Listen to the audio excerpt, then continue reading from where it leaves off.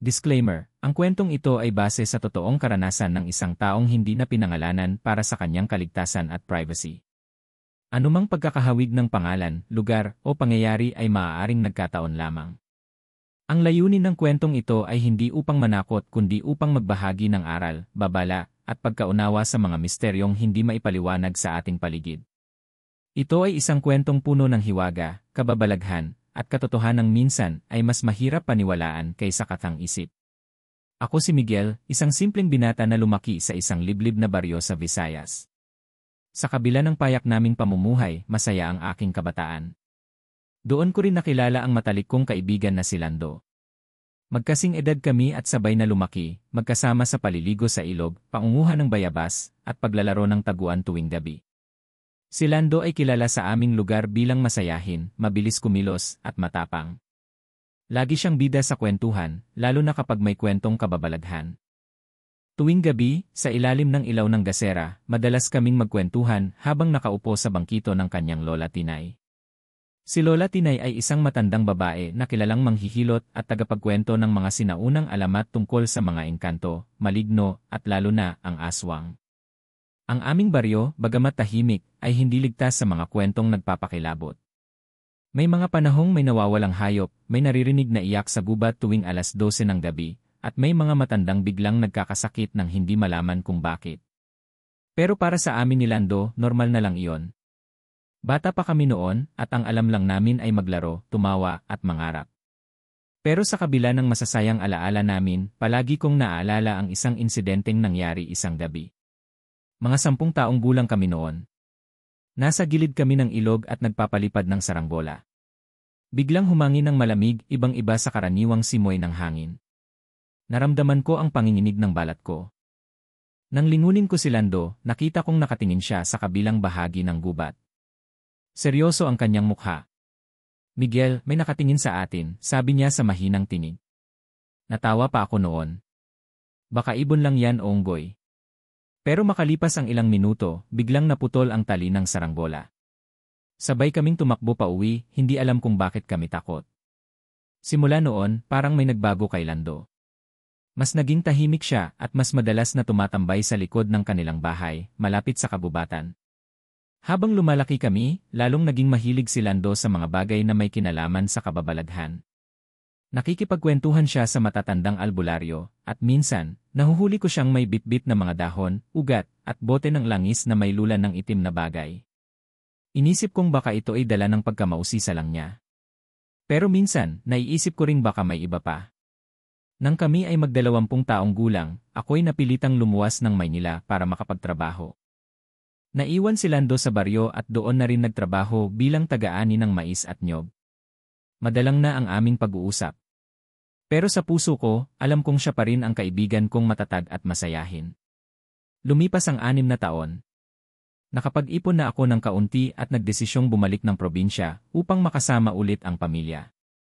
Excited akong makita si Lando, kaya agad akong nagtungo sa kanilang bahay. Ngunit laking gulat ko nang makitang halos sirang-sira na ang kanilang bahay, madilim at tila wala nang nakatira. Nalaman ko mula sa mga kapitbahay na mag-isa na raw si Lando. Wala na si Lola Tinay at matagal na ring hindi lumalabas ng bahay si Lando, tila ba iniiwasan ang buong baryo. Ang dating masayahing Lando ay napalitan ng isang nilalang na hindi ko makilala. Nang dumalaw ako sa kanya, binati ko siya ng may ngiti. Lando. Ako to, si Miguel. Dahan-dahan siyang lumabas ng bahay.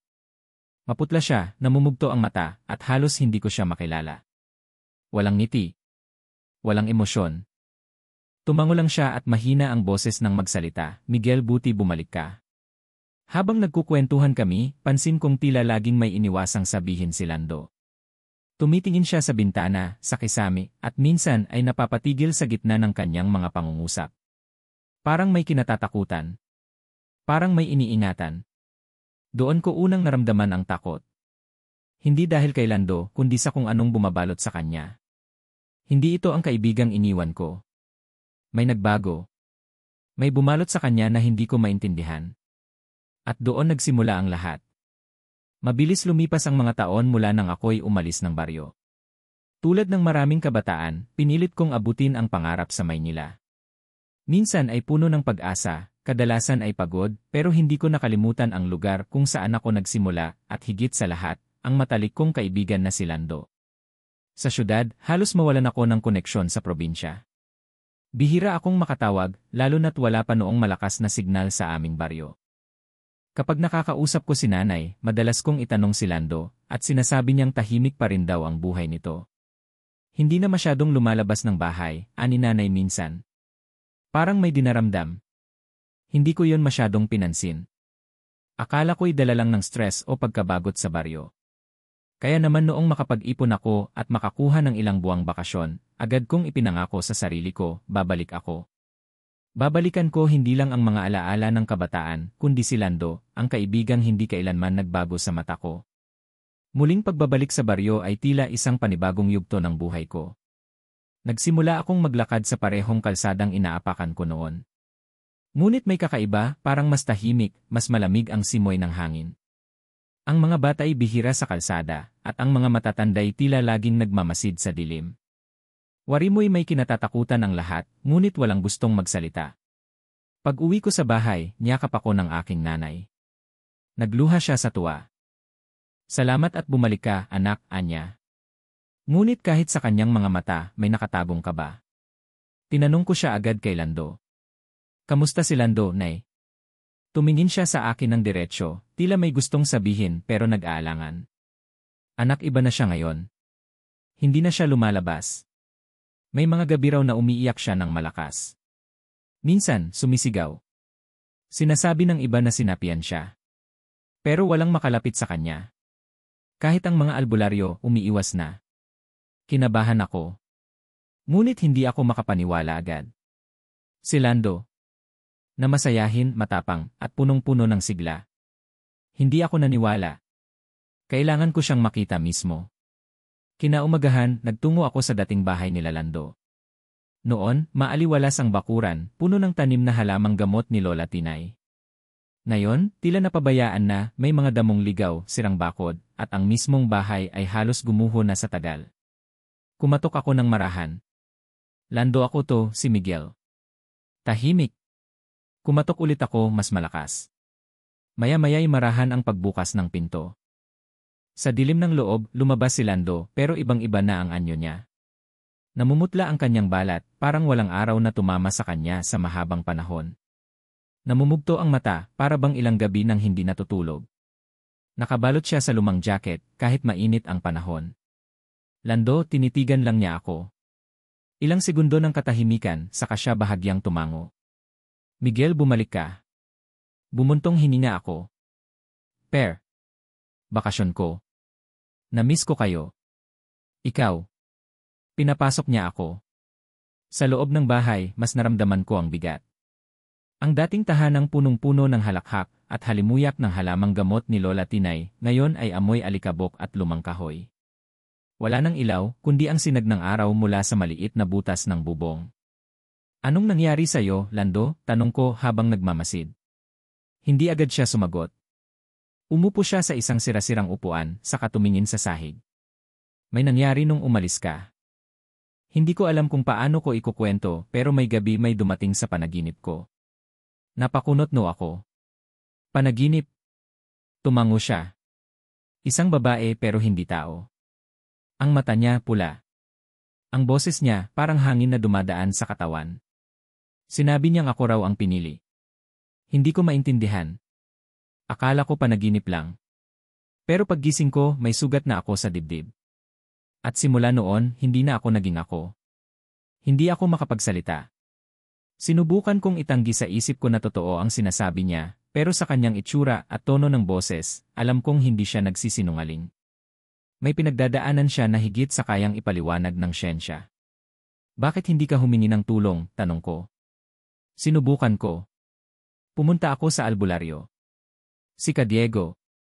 Pero paghawak niya sa pulso ko, napaatras siya agad. Sabi niya, hindi ko kayang gamutin yan. May mga gabi raw na may sumusundo sa akin. Hindi ko na maalala ang mga ginagawa ko kapag gabi. Doon ko naramdaman ang paninindig ng balahibo ko. Ang kwentong sinasabi niya ay hindi na simpleng pagkakasakit. Isa na itong kakaibang pangyayari. Isa sa mga kwentong dati naming tinatawanan bilang mga bata, ngayon, siya mismo ang biktima. May nagsabi sa nanay ko, dagdag ni Lando, na may isang babae raw na albularya mula sa kabilang bayan. Hindi ordinaryong albularya, may ganda siya na hindi makalimutan, at may kapangyarihang kayang bumawi ng kaluluwa sa kamay ng kadiliman. Pero hindi raw siya basta tumutulong. Kailangan daw ng kapalit. Napakapit ako sa mesa. Nasaan siya? Tumingin si Lando sa akin. Hindi ko alam. Pero isa lang ang sigurado ko, kung hindi siya makikita, baka hindi na ako abutan ng susunod na buwan. Hindi ako makapaniwala. Ang kaibigan kong si Lando, na minsan ay masigla at malakas, ngayon ay isa ng nilalang na nabalot ng takot at dilim. Hindi ko siya kayang pabayaan. Kailangang may gawin ako. At sa oras na yon, isinumpa ko sa sarili kong hahanapin ko ang albularyang iyon, babaeng may kapangyarihan, bago tuluyang lamunin ng dilim ang kaibigan kong si Lando. Hindi ako mapakali kinagabihan matapos ang muling pagkikita namin ni Lando. Ang mga sinabi niya ay paulit-ulit na bumabalik sa isipan ko, ang pulang mata, ang panaginip, ang sugat sa dibdib, at ang takot sa kanyang tinig. Gusto kong maniwala na may solusyon. Pero paano mo lalabanan ang isang bagay na hindi mo nakikita? Paano mo ililigtas ang isang kaibigan kung ang kalaban ay hindi tao? Kinabukasan, maaga akong gumising. Pinuntahan ko ang ilan sa matatanda sa baryo para alamin kung totoo ang sinabi ni Lando tungkol sa babae, sa albularyang may pambihirang kapangyarihan. Nagtanong ako kay Aling Marita, ang matandang hilot sa kabilang kanto. Aling Marita, narinig niyo na po ba ang tungkol sa babaeng albularya mula sa kabila ng bundok? Sinasabing maganda raw siya at may kakayahang gumamot ng hindi na kayang gamutin.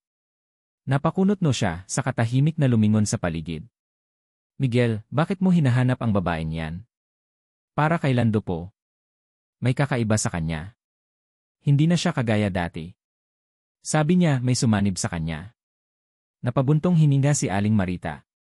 Ang tinutukoy mo ay si albularyang Isay. Hindi siya taga rito. Dumadalaw lang siya kapag may tawag ang kalikasan.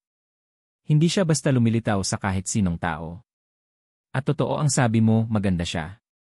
Pero higit sa lahat, makapangyarihan. Lumakas ang kabog ng dibdib ko.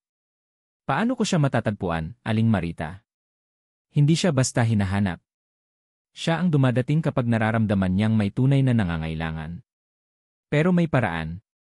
Napakinig ako ng maigi. Kailangan mong kumuha ng dahon ng alagaw, langis ng nyog at puting kandila. Gawin mong alay sa gitna ng kagubatan sa hating gabi. Sabayan mo ng dasal, hindi para sa Diyos, kundi para sa mga bantay ng kalikasan. Kung maririnig nila ang panawagan mo, ipapaabot nila yon sa Kanya. Nagpasalamat ako kay Aling Marita at agad na naghanda. Ngunit habang abala ako sa paghahanda, si Lando ay patuloy na lumalala. Tuwing hapon, pumupunta ako sa kanyang bahay para kumustahin siya. Sa tuwing makikita ko siya, mas pumapayat siya, mas nagiging tahimik, at mas madalas siyang magising sa pagkagulat, tila may kinakalaban kahit sa panaginip. Isang gabi, habang naroon ako sa kanilang bahay, bigla siyang sumigaw. Namimilipit siya sa sakit, at ang kanyang katawan ay tila napuputol sa dalawa. Nang buhatin ko ang kanyang kamiseta, nakita ko ang isang malaking pasa sa kanyang dibdib, kulay itim at pula, parang nag-aapoy. At sa gitna ng pasa, may hugis bilog na tila mata ng hayop. Kinilabutan ako. Hindi ito normal. At lalong hindi ito gawa ng tao. Nasasaktan ako, Miguel, parang may humihila sa loob ko, bulong ni Lando habang nanginginig. Tatapusin natin to, Per. Huwag kang bibitiw. Hahanapin ko siya. Gagawin ko ang lahat. Niyakap ko ang aking kaibigan, kahit ramdam ko ang lamig ng kanyang balat. Ang Lando na ito ay tila hindi na siya. Ang dating matibay kong sandalan, ngayoy isang nilalang na dahan-dahang nilalamon ng dilim. Kinagabihan, sinunod ko ang ritual na sinabi ni Aling Marita. Pumunta ako sa gitna ng kagubatan, bitbit ang mga gamit, dahon ng alagaw, langis ng nyog at puting kandila. Inilagay ko ito sa isang luma, ngunit sagradong bato sa gitna ng gubat. Sa ilalim ng buwan, nagsindi ako ng kandila at pumikit. Bantay ng kalikasan, pakinggan niyo ang aking panawagan. Ako si Miguel, anak ng baryong ito. May kaibigan akong nasasaktan, nilalamon ng dilim. Hindi ko alam kung paano siya ililigtas. Kailangan ko ang tulong ninyo.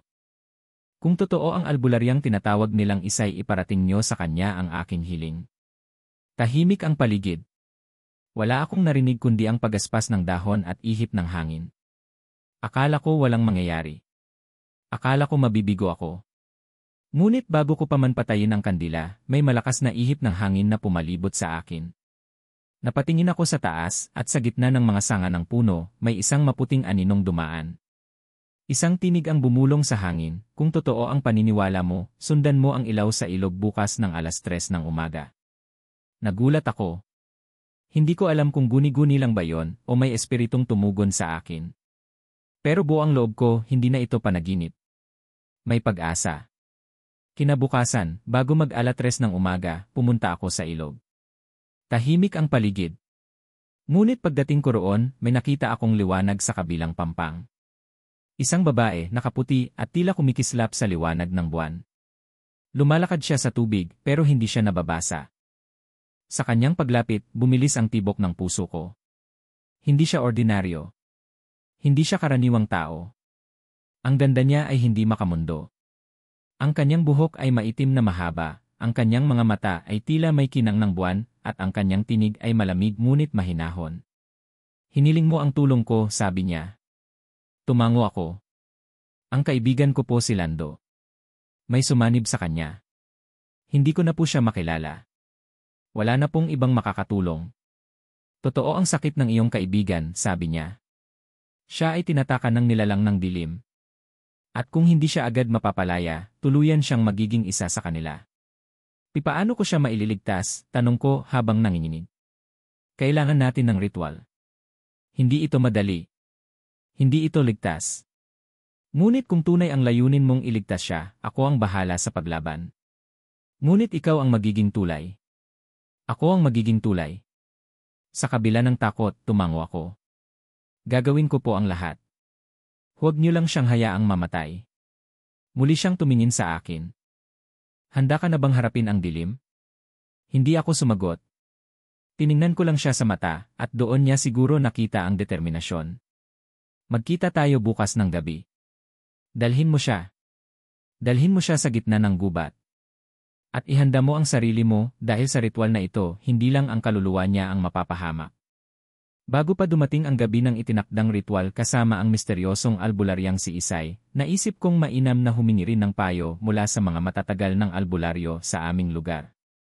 Bagamat sinabi na ni Lando na may mga umayaw na sa kanyang gamutan, umaasa akong baka may isa pa na maaaring tumulong, o kahit man lang magbigay ng gabay, lalo na sa mga panganib na kakaharapin sa gubat.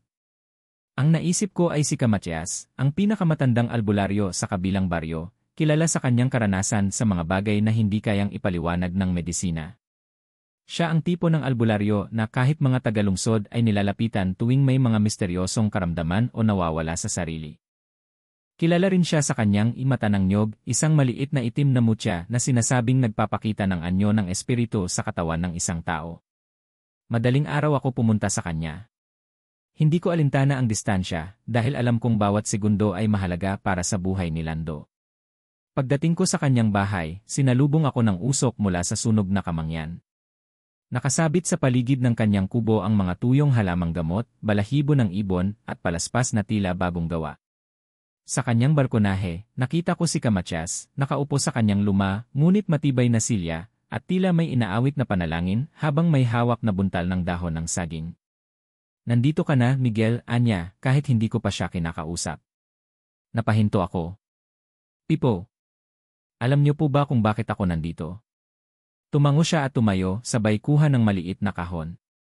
Alam ko. Ang kaibigan mong si Lando, matagal ko nang nararamdaman ang pagbabago sa kanya. Pero Miguel, hindi basta-basta ang sumanib sa kanya. Isa, yang Yanggaw.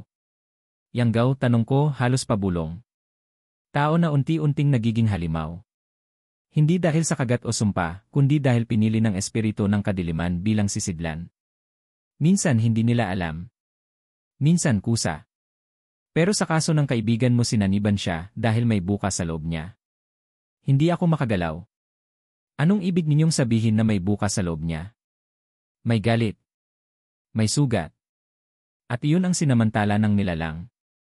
Ang mga aswang, mga maligno, at yanggaw hindi sila basta pumapasok. Pinipili nila ang taong may kahinaan sa damdamin. Parang halamang ugat na kumakapit sa lupa ng sugat at puot. Bigla kong naalala ang mga kwento ni Lando noon. Ang biglaang pagkamatay ni Lola Tinay. Ang mga gabi na umiiyak siya sa dilim. Ang mga tanong niyang hindi nasasagot. Marahil, sa isang iglap ng kahinaan, pumasok ang kadiliman. May albularyang lumapit sa akin kagabi, dagdag ko. Siya raw ang maaaring tumulong. Si albularyang Isay. Napataas ang kilay ni Kamatyas. Si Isay? Yisnin siya ay hindi ordinaryo. Hindi siya gaya namin. Hindi siya basta taga rito. Isa siyang tagapamagitan. Alagad ng liwanag pero hindi ganap na tao. Maraming humahanga sa kanya, ngunit mas maraming natatakot. Dahil sa kanyang kagandahan ay may itinatagong kapangyarihan na kayang sumira o magligtas, depende sa panata ng lumalapit. Ako po ang tinawagan niya. Ako raw ang tulay. Ano pong dapat kong gawin? Tahimik si Kamatyas. Kinuha niya ang kanyang maliit na kahon at inilabas ang mutya, isang itim na bilog na tila mata ng nyog. Pinatong niya ito sa palad ko. Ito ang mata ng katotohanan. Kapag ginawa ang ritual, hawakan mo ito habang binibigkas ang panalangin. Kapag nagniningning ito, ibig sabihin ay nalalabanan ng kaluluwa ng kaibigan mo ang kadiliman. Pero kapag nanatiling itim, oras na upang palayain siya. Dahil ang katawan na kanyang ginagalawan ay tuluyan ng nasakop. Halos mabitawan ko ang mutya. Palayain? Anong ibig niyo pong sabihin, patayin? Tumango siya. Kung di mo siya kayang iligtas, huwag mo na siyang hayaang maging halimaw na papatay sa mga inosente. Minsan, ang pagbitaw ay mas makatarungan kaysa pagpilit sa hindi na maibabalik. Nanikip ang dibdib ko. Ang ideya na baka kailanganin kong tapusin ang buhay ng kaibigan kong matagal ko ng pinangangalagaan, ito ang pinakamahirap na konsepto na tinanggap ng puso ko. Pero, dugtong niya, bihira mangyari ang kabaligtaran.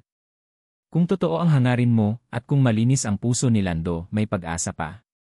At si Isay, kung siya ang kasama mo, may tsansang matalo ang espiritu ng Yanggaw. Tumayo ako, hawak ang mutya, at napatingala. Malapit na ang gabi. Ang ritual ay mangyayari na. Bago ako umalis, binigyan pa ako ni Kamatyas ng ilang halamang gamot, dahon ng sambong, insenso, at pulang sinulid. Itali mo ito sa pulso ni Lando bago simulan ang ritual. Ito ang magpapatatag sa kanyang diwa habang nakikipaglaban. Habang pauwi ako, ramdam ko ang bigat sa aking dibdib. Hindi lang ito ritual ng paggagamot, ito ay laban ng buhay at kamatayan, ng liwanag at dilim. Isa akong ordinaryong tao na napilitang humawak ng bagay na lampas sa aking pag-unawa. Ngunit sa gitna ng lahat, isa lang ang malinaw, gagawin ko ang lahat para mailigtas si Lando. At sa gabing darating, haharapin ko ang mundo ng kababalaghan hindi bilang tagapanood, kundi bilang bahagi ng laban. Dumating ang gabi ng ritual. Hating gabi na at tahimik ang buong baryo. Ang mga aso ay hindi tahol ng tahol kagaya ng dati. Wari naramdaman nilang may mas malalim na panganib na gumagala sa paligid. Ang hangin ay malamig at ang buwan ay halos buo, tila nagmamasid mula sa langit. Hinanda ko ang lahat, ang mga halamang gamot mula kay Kamatyas, ang mutyang mata ng katotohanan, at ang pulang sinulid. Si Lando naman, tahimik na nakaupo sa sako sa may sulok ng kanyang bahay, halos walang lakas. Ang kanyang balat ay tila kumupas palalo, at ang pasa sa kanyang dibdib ay lalong naging maitim. Nanginginig ang kanyang mga kamay. Lando, andito na ako. Gabi na ng ritual. Darating siya. Bahagya siyang tumingin sa akin, halatang ubos na ang pag-asa. Kung hindi ko nakayanin, Miguel, salamat sa lahat. Walang aalis. Hindi pa tapos ang laban, sagot ko habang itinatali ang pulang sinulid sa kanyang pulso. Pagkalipas ng ilang minuto, lumakad na kami papunta sa gitna ng kabubatan, kung saan unang nagpakita si Isay sa akin. Ako ang umaalalay sa kanya, habang ang kanyang katawan ay tila mabigat na at pagod. Sa bawat hakbang, ang paligid ay lumalalim sa katahimikan. Wala ni isang kuliglig. Wala ring ihip ng hangin. Tila ba ang mundo ay humihinto para lamang sa amin. Pagdating namin sa gitna ng gubat, nakita ko ang parehong lugar, ang bilog na espasyong nababakuran ng mga punong kahoy, at sa gitna nito'y may batong altar na sagrado. At doon siya lumitaw si Isay. Dahan-dahan siyang lumitaw mula sa anino ng mga punong nyog, suot ang puting-puting damit na may borda ng ginto sa laylayan. Ang kanyang buhok ay maluwag na nakalugay, at sa kanyang mga mata ay may kakaibang liwanag, hindi basta kagandahan, kundi kapangyarihang hindi mo maipaliwanag. Sa bawat hakbang niya, tila umuuga ang mga dahon sa paligid, parang kinikilala siya ng kalikasan bilang reyna nito. Hindi ako makagalaw. Hindi ako makatingin ng diretsyo. Ramdam ko ang init sa dibdib ko, hindi dahil sa takot, kundi dahil sa respeto at paghanga. Para akong batang nakakita ng diwata sa gubat. Handa ka na ba? Tanong niya habang tinitingnan ako sa mata. Tumango ako. Gagawin ko ang lahat.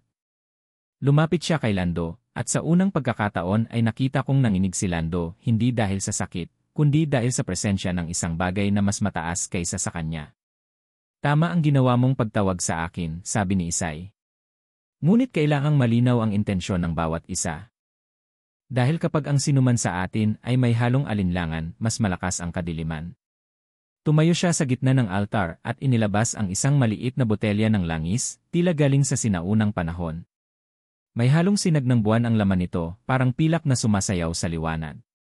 Iniligtas na ng marami ang kanilang sarili, ngunit kakaunti lamang ang nagtagumpay sa pagligtas ng iba, sabi ni Isay. Sa gabing ito, haharapin natin ang espiritu ng Yanggaw na sumakop sa iyong kaibigan. At sa iyong kamay, Miguel, ilalagak ang desisyong hindi kailanman madaling pasanin. Tumango ako, sabay hawak sa mutya sa aking palad. Pinagmasdan ko ito, itim na bilog, walang sinad. Hudyat na malalim ang pagkakabaon ng dilim sa katawan ni Lando. Umpisahan ko na, sabi ni Isay. Pumwesto siya sa likod ni Lando at nagsindi ng 3 puting kandila. Inilagay ito sa 3 sulok ng altar, hugis at sulok. Habang sinisimula ng orasyon, biglang umihip ang malamig na hangin. Ang mga dahon ay nagsimulang lumipad. Ang lupa ay bahagyang umuga. Si Lando ay napasigaw, tila may humahawak sa kanyang dibdib. Ah! Miguel!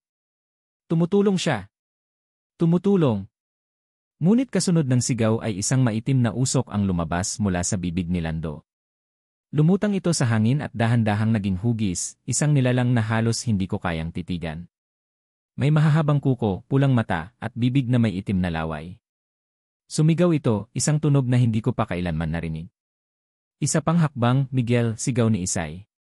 Itinaas ko ang mutya at nilapit sa katawan ni Lando. Sa unang pagkakataon, ang mutya ay nagsimulang kumislap. Maliit sa simula, ngunit unti-unting lumalakas ang liwanag. Sinabayan ito ng pag-iyak ni Lando, hindi ng sakit kundi ng pagsisisi. Patawad, Miguel. Patawad sa lahat. Ayoko na. Gusto ko nang matapos ito. Sa sandaling iyon, parang pumutok ang isang liwanag mula sa loob ni Lando. Ang nilalang na lumulutang sa hangin ay napasigaw sa sakit. Umuga ang lupa. Nagsilabasan ang mga ibon mula sa kabubatan. At sa isang iglap lahat ay naging tahimik. Tumumba si Lando. Nanginginig. Nangingilid ang luha. Nilapitan siya ni Isay. Natapos na ang unang yugto. Pero tandaan mo, Miguel, ito ay panimula pa lang. Ang kaluluwa ng kaibigan mo ay muling isinilang.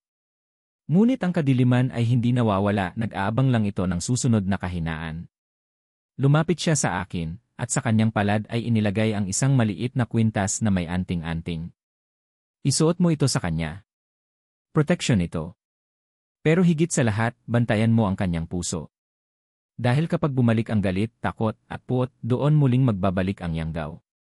Nagpasalamat ako sa kanya, pero nang ako'y tumalikod sandali upang damayan si Lando at muling harapin siya, wala na si Isay.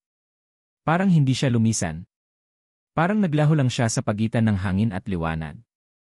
Naiwan lang ang kanyang samyo sa paligid, ang halimuyak ng gabi at kagubatan na tila may paalala. Ang totoong kagandahan ay hindi laging nakikita, minsan, ito ang tumutulong kahit hindi mo hinihingi. Kahit tapos na ang gabing iyon sa gubat, ang pagpapakita ng Yanggaw, ang ritual ni Albularyang Isay, at ang pag-iyak ni Lando na tila pagbabalik ng kanyang kaluluwa, alam kong hindi pa tapos ang lahat. Hindi iyon isang simpleng milagro. Isay ay nagsabi nga, ito'y panimula pa lang. Pagbalik namin ni Lando sa bahay, dala ko pa rin ang pangamba. Siya'y natulog ng mahimbing pero ako halos hindi makaidlip. Hawak ko ang mutya ni Kamachias at iniisip ko ang bawat sinabi ni Isay, lalo na ang huling babala, bantayan mo ang kanyang puso, 3 araw ng katahimikan 3 araw ang lumipas. Si Lando ay mas payapa. Bumalik ang bahagyang kulay sa kanyang mukha, kumakain na siya, at minsan ay napapangiti. Pero sa likod ng katahimikan na yon, may mga bagay pa ring hindi maipaliwanag. Tuwing gabi, ramdam ko pa rin ang bigat ng hangin. Sa may bandang gubat, may kung anong nagmamasid. At isang gabi, nakita ko si Lando na nakaupo sa may pintuan, tulala, nakatingin sa dilim. Nilapitan ko siya. Pare, ayos ka lang ba? Hindi siya agad sumagot. Tapos ay mahinang boses ang lumabas sa kanyang bibig. Miguel, naaalala ko na ang ilan. Ang ginagawa ko nung wala ako sa sarili. May mga gabi hindi ko alam kung nanaginip lang ako o totoo. Pero parang may pinatay ako. Napatigil ako. Pinatay? Tumango siya. Hindi ko matandaan ang mukha. Pero lagi akong may dugo sa kamay kapag gigising ako. Minsan sa kuko. Minsan sa bibig. Nanlamig ang buo kong katawan. Bigla akong naalala ang mga balita noon sa baryo, mga hayop na hinihigop ang dugo, mga sanggol na nagkakasakit at biglang namamatay. Hindi ko lang masabi kay Lando, baka tuluyan siyang bumigay. Pero isa lang ang sigurado ko, kailangan pa namin ng huling paglilinis. Ang espiritu ng Yanggaw ay maaaring naitaboy, pero may bakas pa ito sa kanyang katawan. Muling paglapit sa kabubatan sa ika-5 araw, muling nagpakita si Isay, hindi na sa kabubatan, kundi sa likod ng bahay ni Lando. Parang walang ingay ang kanyang pagdating, parang usok na unti-unting nagkaanyong tao. Miguel, Anya, handa na ba siya? Tumango ako. Kailangan pa po ba ng isa pang ritual? Higit pa. Ito na ang huling yugto. Ang paglilinis ng kaluluwa. Pinasok niya ang bahay at tiningnan si Lando. Walang takot si Lando. Tumayo siya at nagsalita, kung anuman ang natira sa akin alisin niyo. Gusto kong bumalik sa dati. Dinala kami ni Isay sa isang bagong lugar, isang sagradong kuweba na matatagpuan sa pinakagitna ng gubat. May ilog sa loob, malamig ang tubig, at ang mga pader ay may ukit ng sinaunang baybayin. Ayon kay Isay, ito raw ang lugar kung saan inilibing ang mga sinaunang tagapangalaga ng liwanag, mga albularyong inalay ang kanilang buhay upang labanan ang kasamaan. Dito natin gagawin ang pagtatapos, sabi ni Isay. Ang huling ritual sa loob ng kuweba, pinaupo si Lando sa isang bilog na guhit sa lupa. Pinaligiran siya ng mga halamang gamot, asin at langis. Sa 4 na sulok ng bilog, may 4 na anting-anting, isang buntot ng bayawak, isang piraso ng batong itim, isang lumang pako, at isang butil ng palay. Si Isay ay nagdasal sa isang sinaunang wika, tila dialekto na hindi ko narinig kailanman. Habang nagsasalita siya, ang ilog ay unti-unting lumiwanag. Parang may sinag ng buwan sa ilalim ng tubig. Nagsimula ng manginig si Lando. Ang kanyang katawan ay kumikilos na parang pinipilit umalis ng isang bagay mula sa loob. Lalaban siya, sabi ni Isay. Hindi basta-basta bibitiw ang nilalang. Pero kailangan nating kunin ang huling bahagi ng espiritu na natitira sa katawan ni Lando, ang kanyang anino. Nagulat ako. Anino? Bawat sinapian ng Yanggaw ay nag-iwan ng anino. Isa itong bahagi ng pagkatao na naging tahanan ng kadiliman. Kung hindi ito mailalabas, maaari itong magpakita muli, at ang pagkatao ng biktima ay muling matitinag. Nagsimula siyang mag-orasyon habang pinapahawak kay Lando ang isang kutsilyong gawa sa tinabas na kawayan. Huwag kang matakot, sabi ni Isay, ito ay ritual lamang. Ang dugo ay kailangang magsalita. Hinawak ni Lando ang kawayan at ginuhitan ang palad. Mula sa kanyang sugat, bumalot ang usok na itim at sa isang iglap, tila may lumabas sa kanyang anino. Isa pang Lando. Ngunit ito'y mas maputla, mas marahas ang tingin at may mga matang pula. Yay, Van, itunay eni ikaw, sigaw ng aninong Lando. Ako ang galit mo. Ako ang sakit mo. Ako ang lumaban para sa'yo. Hindi kita kailangan, sigaw ni Lando. Miguel, tulungan mo ako. Itinaas ko ang mutya ni Kamatyas. Kumislap ito ng malakas at tinamaan ng liwanag ang aninong Lando. Napasigaw ito habang unti-unting natutunaw sa liwanag. Hindi ikaw ang nagdedesisyon sa akin. Hindi na ngayon. Sa huling sigaw ng anino, nagliwanag ang buong kuweba, at pagkatapos ay muling bumalik sa katahimikan. Si Lando ay napaluhod, humihikbi, at nanghihina. Lumapit ako sa kanya at niyakap siya. Tapos na, pere. Tapos na si Isay ay nakatayo pa rin, ngunit ngayon ay may ngiti sa kanyang mukha. Malinis na siya. Ngunit tandaan mo, Miguel, ang mga nilalang ng dilim ay hindi tuluyang nawawala. Tulad ng apoy, laging may sinisindihang kahinaan. Tumango ako. Babantayan ko siya. Pangako ko yan, paglabas ng kuweba sa pag-ahon namin mula sa kuweba, parang may bagong umaga. Sa unang pagkakataon, naramdaman ko ang mainit na liwanag ng araw, at sa loob ng dibdib ko, may katahimikang matagal kong hindi nadama. Si Lando ay tila muling isinilang. Hindi na siya takot. Hindi na siya tulala. Isa na siyang taong muling bumalik sa sarili. At si Isay? Paglingon ko sa likod, wala na siya. Isa lang ang naiwan, isang piraso ng kanyang damit na may bordang bulaklak at isang pulang sinulid. Paalala ng kanyang presensya at ng katotohanang minsan ay dumaan siya sa buhay namin hindi bilang tao, kundi bilang tagapagligtas. Makalipas ang ritual sa sagradong kuweba, si Lando ay tila ibang tao na.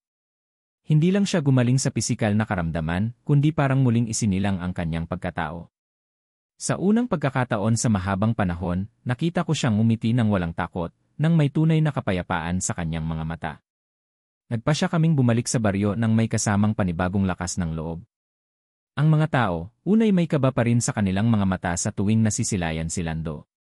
Ngunit nang makita nila ang kanyang paggalang, ang kababaang loob, at ang kanyang pagbabalik sa mga dating gawain, unti-unti silang bumalik sa pagtanggap. Tinulungan ni Lando si Aling Rosa sa pag-aayos ng kanyang bubong. Tumulong siya sa mga kabataan na naglalaro ng basketball sa kalsada. Bumisita siya kay Kamachias at nagpasalamat, at higit sa lahat, humingi siya ng tawad sa mga pamilya ng mga batang pinaghihinalaang naging biktima ng aswang noong mga gabing wala siya sa sarili. Iyon ang pinakamabigat sa lahat. Humarap siya sa mga taong minsan niyang itinakwil. Hindi siya naghugas kamay.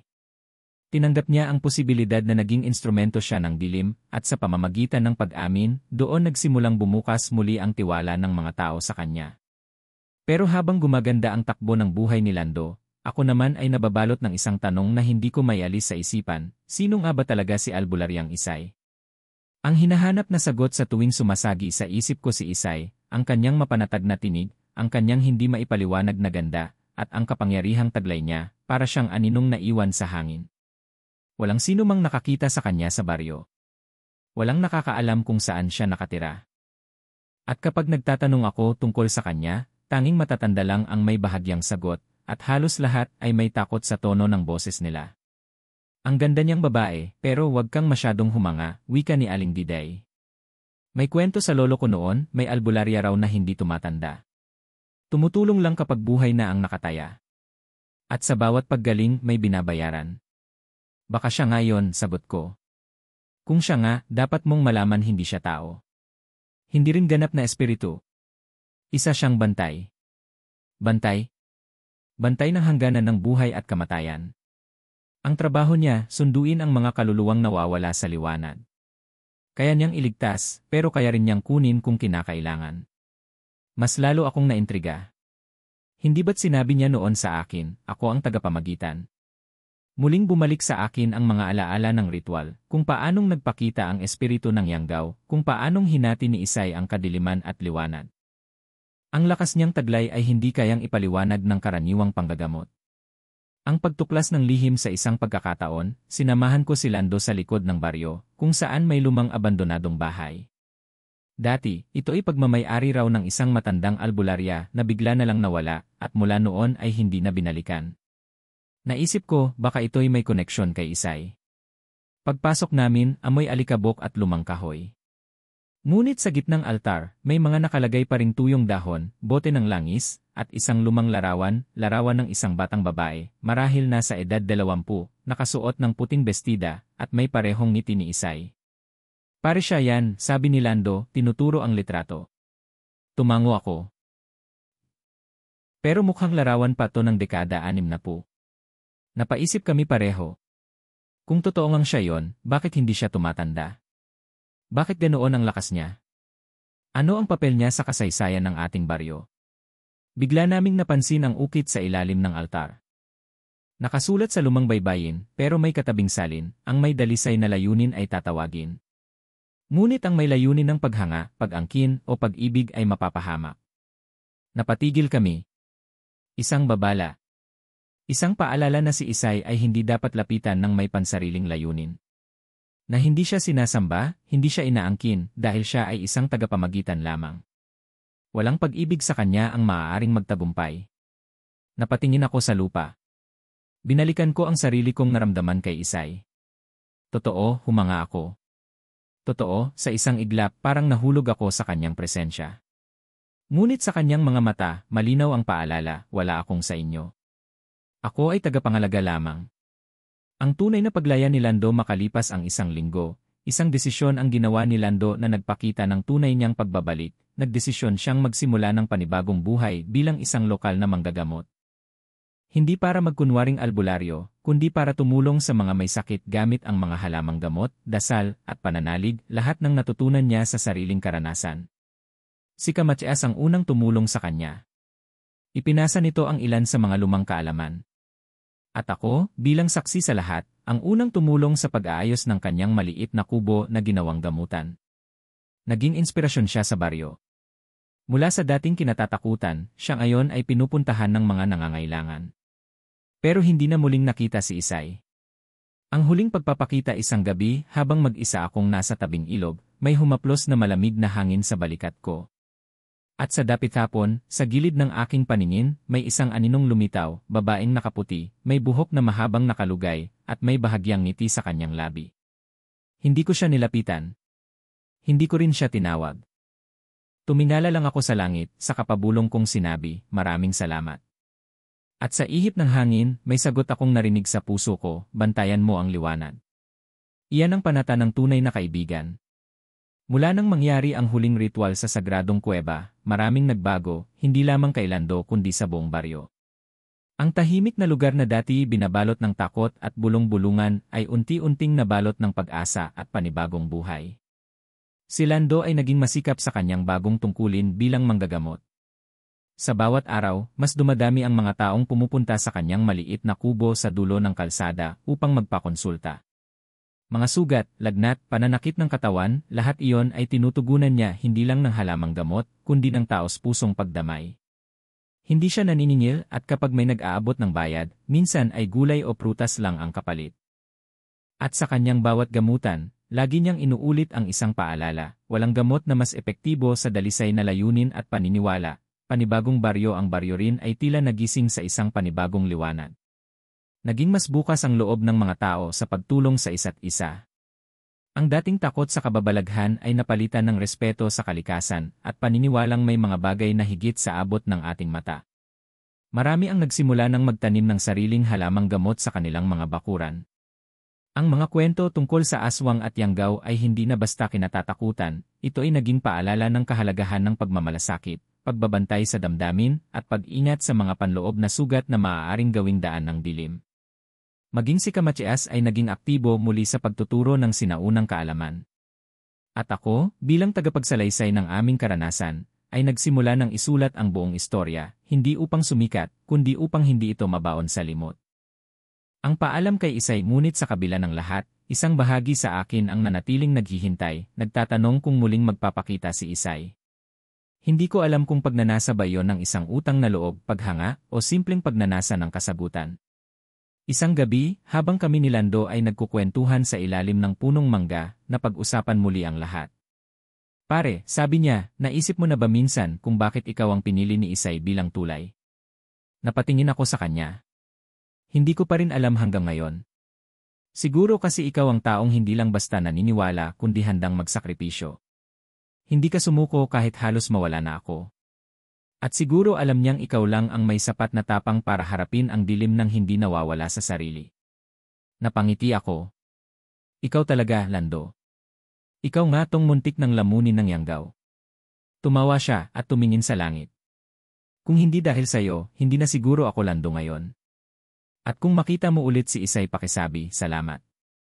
Sa lahat-lahat. Ang lihim na sulat makalipas ang ilang linggo, may natanggap akong maliit na supot na yari sa dahon ng saging, iniiwan sa may harap ng aking pintuan. Wala itong kasamang pangalan, pero ang amoy nito ay pamilyar, parang samyo ng gubat na may halong bulaklak ng gabi. Sa loob ng supot ay isang lumang piraso ng tela, kulay puti, may bordang bulaklak, katulad ng suot ni Isay noong una ko siyang makita. Kasama nito ang isang maliit na papel na may sulat kamay, ang paniniwala mo ang naging daan. Ang puso mong tapat ang naging sandata. Sa oras na dumilim muli ang paligid, hindi mo na kailangang tawagin ako dahil ikaw na mismo ang liwanag. Isa'y napatitig ako sa sulat. Tahimik lang ako. Walang luha. Walang hiyaw. Pero sa puso ko may nag-init. Isang damdaming puno ng pasasalamat at panibagong direksyon. Ang alaalang hindi mawawala lumipas ang mga buwan. Nagpatuloy ang normal na buhay. Marami na ring kabataang hindi na alam ang buong istorya. Pero sa mga gabi ng tag-ulan, minsan ay lumalabas ako at tinitingnan ang langit, iniisip kung may mga espiritong nagbabantay pa rin sa atin. Si Lando ay naging inspirasyon sa buong rehiyon. Isang dating pinaghinalaang aswang, ngayoy tumutulong sa mga may karamdaman. Ang kanyang istorya ay naging aral ng kapatawaran, pagbangon, at katatagan ng loob. At ako ay naging tagapagsalaysay. Tinuruan ako ng karanasang ito na ang tunay na kababalaghan ay hindi laging tungkol sa halimaw o espiritu, kundi sa lakas ng isang kaibigang handang lumaban para sa iba, sa paghilom ng sugat sa puso, at sa kapangyarihan ng liwanag kahit sa gitna ng pinakamalalim na dilim. Isang gabing tahimik, isang hating gabi, habang naglalakad ako pauwi, nakita kong may isang puting paru-paro na dumapo sa aking balikat. Hindi ako kumibo. Pinanood ko lang itong lumipad pataas, patungo sa direksyon ng kabubatan. Napangiti ako. Hindi ko alam kung si Isay nga iyon o isa lang itong nilalang ng kalikasan. Pero ang tiwala ko sa di nakikita, sa himala, at sa kabutihang dala ng kababalaghan ay nanatili. Pagtatapos ang aming baryo ay maaaring hindi na kasing ligaw tulad ng dati. Marami nang mas alam. Mas maraming tanong. Mas maraming kasagutan. Ngunit ang kwento ni Lando at ni Isay ay hindi basta kwentong alamat, ito ay totoong kwento ng pagtutuwid, paglaban, at muling pagsilang. At sa tuwing may bagong batang tinuturuan si Lando ng halamang gamot, sinasabi niya, hindi sa lahat ng panahon, aswang ang dapat katakutan. Minsan, ang sarili mong galit ang mas mapanganib. Pero kapag may kaibigang di ka iniwan, doon nagsisimula ang paggaling. 77